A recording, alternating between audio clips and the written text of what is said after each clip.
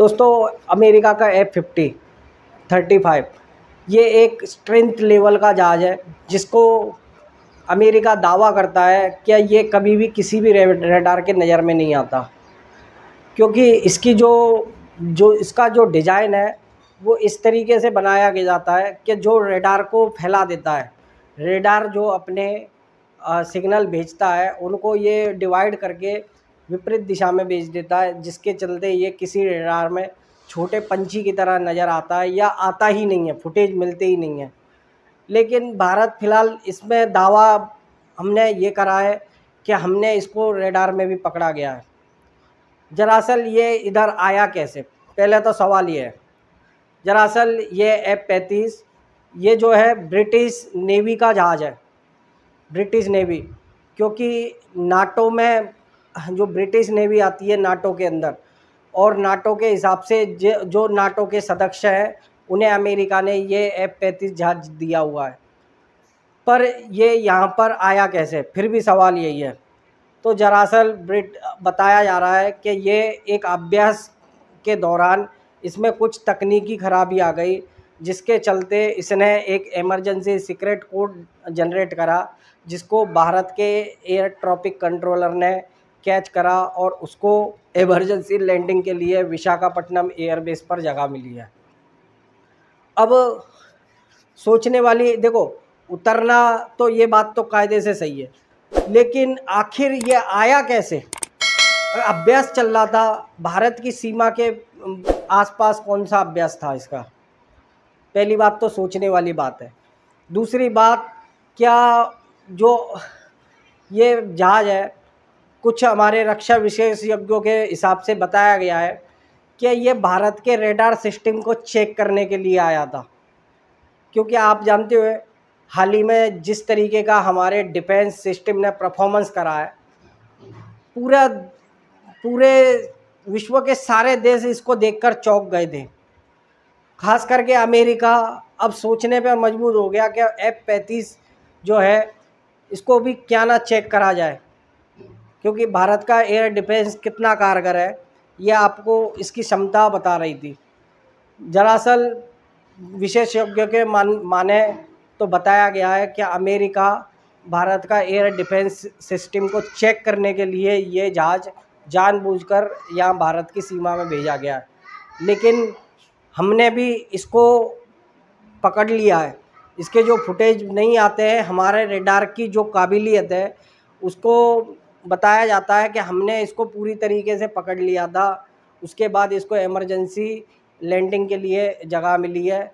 दूसरी कहानी, क्या इसमें इस जहाज़ के अंदर जो पायलट था वो जहाज़ छोड़कर अलग जाना नहीं चाह रहा था, क्योंकि वो जब तक जहाज़ का काम हो या जब तक अमेरिका की कोई सेना के कुछ अधिकारी यहाँ नहीं आ जाते तब तक ये पायलट वहाँ से हला नहीं, क्योंकि इसको सीधी तरीके से ऑर्डर था क्या ये जहाज़ को छोड़कर ना जाए, क्योंकि भारत इसके बारे में जान सकता है इस जहाज़ को क्या टेक्नोलॉजी से बनाया है, क्या इसके अंदर यूज करा है।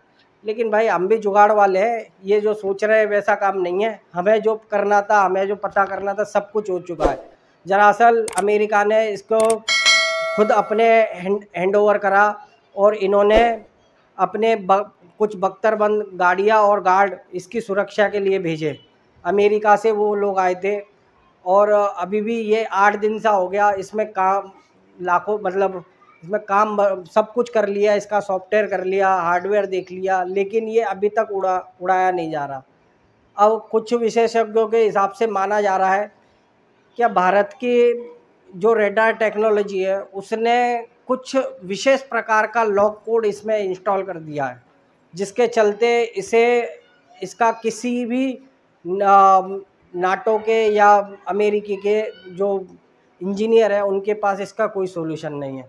अब ये तो दोस्तों पता नहीं है, लेकिन मेन रीज़न तो यही था। दूसरी कहानी, अब ये खुद अमेरिका नहीं चाहता कि अब ये यहाँ से उड़ के जाए, क्योंकि भारत जब तक इसको निगरानी कर रहा है तो भारत इसको समझ जाएगा ये उड़ेगा जैसे ही हमें इसके जो रेडार के क्या एबिलिटी है, कितना ये सक्षम है या किस तरीके के सिग्नेचर आते हैं इसके रेडार के, वो हमें एक बार परखने का दोबारा मौका मिलेगा।